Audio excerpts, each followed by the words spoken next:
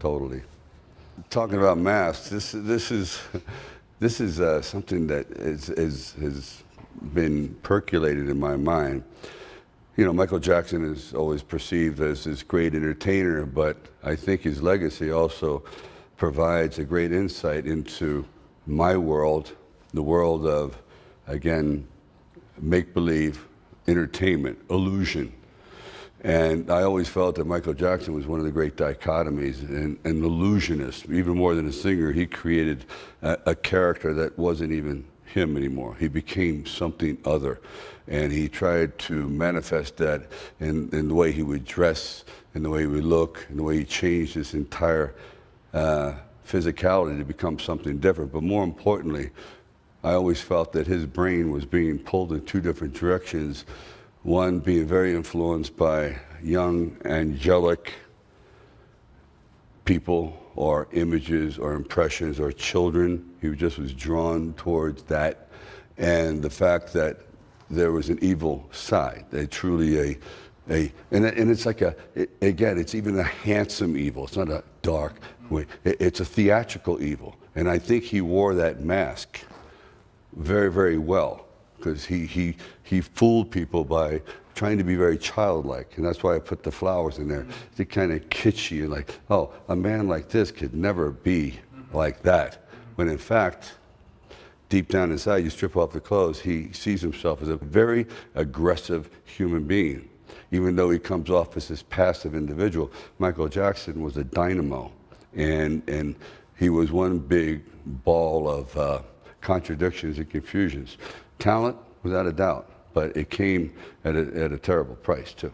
It's kind of tragic, but the truth is, we are the characters we play are usually the byproduct of someone else's creative mind. And eventually that's all going to crumble and fade away. And you're left alive looking at yourself in the mirror, and most of them don't like what they see. And they begin to, I think, self-destruct.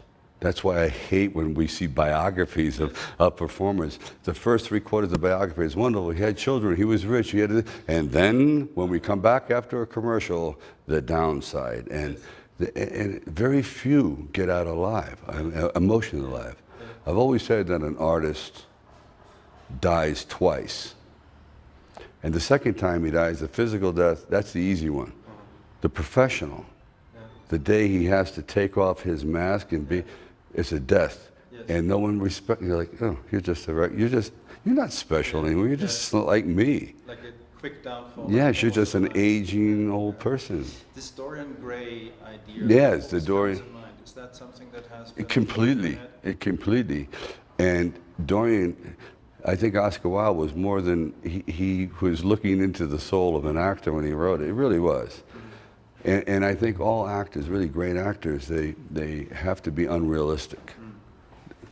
The last thing you want is a realistic actor, because he doesn't want to be real. He lives in this world, so this So netherworld. the paintings, I mean, they're important to you. I mean, they've always been important to Oh yeah, I mean, I try to put the emotional intent on there, because I know what they're feeling. I go through it myself.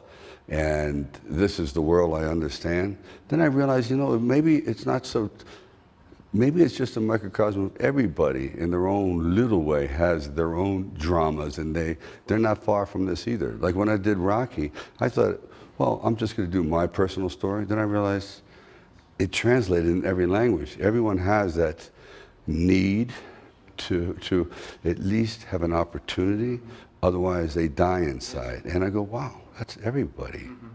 So even though these are big theatrical, because that's the world I know, the people inside of them, underneath Michael, are very small, regular, everyday people. And the personal historic reference. Oh.